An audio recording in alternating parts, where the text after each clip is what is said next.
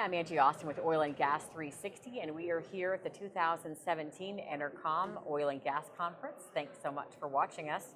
We've got Neil Korchinski here. He is a CEO with Petrus Resources out of Calgary, Alberta. Welcome. Thank you. Beautiful area up there to work in. It is very similar to Denver from what I hear. I haven't it? spent a lot of time in Denver, but people equate our two cities as kind of sister cities. So Yeah, and nice to be here. Also, climate-wise, you know, very similar. Yeah, skiing, mountains. Right, beautiful. All right, let's talk about, let's start with water flooding. Petrus indicated that its central Alberta assets contained a significant upside in water flooding. So can you tell us more about the water flooding potential? Yeah, definitely. In our central Alberta area, we have three main oil pools, one of which has been under water flood since the mid-'80s, and the recovery factor of that pool is about 18%. It's on trend to what we feel will be about a 21% recovery factor to that. And then directly to the west, in the exact same formations, we have two other pools, one of which is at 6% recovery and one of which is at 9% recovery. And both of those pools happen to be twice the size of the first pool that is underwater flood. Oh, so the other two pools haven't been put under water flood. There's a significant difference in overall recovery. So we see it where we already own and control the infrastructure in the area. Wells have already been drilled. It's already producing oil. And so now by putting water floods in to those two other pools, there's a significant amount of additional oil that we would be able to achieve through water flooding. Oh, excellent. All right, let's talk goals. What is Petrus's goal in investing in facilities like the Ferrier gas plant?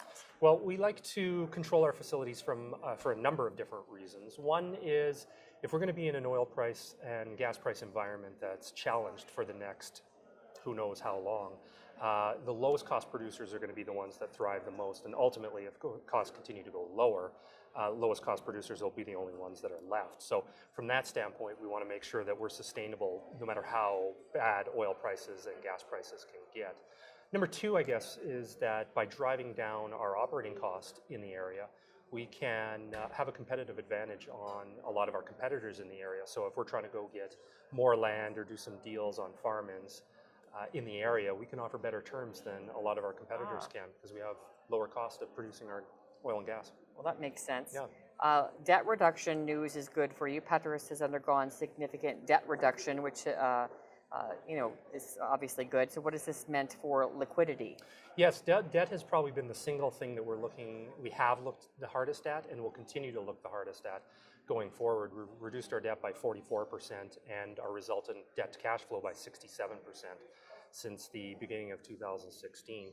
So it's definitely improved our liquidity. At the same time, I don't think we want to dip into that extra credit liquidity and start outspending our cash flow at this point because we know things can change relatively quickly and that liquidity environment could start to shrink again. For the first time in 2 years, we had our borrowing base and our credit facilities were expanding based on the PDP asset, the producing asset that we have. So we hope that continues, but we're very cognizant that things can turn quickly, so we're taking a cautious view of that. All right, excellent. Let's talk about Petrus striking a balance between developing its core Ferrier assets and its other assets like the Central Alberta or foothills assets. Yeah, unfortunately we don't have much of a balance actually in that regard. Ferrier is just giving us such great economic returns, we think, right now. The vast majority of our capital budget is going towards the Ferrier area right now.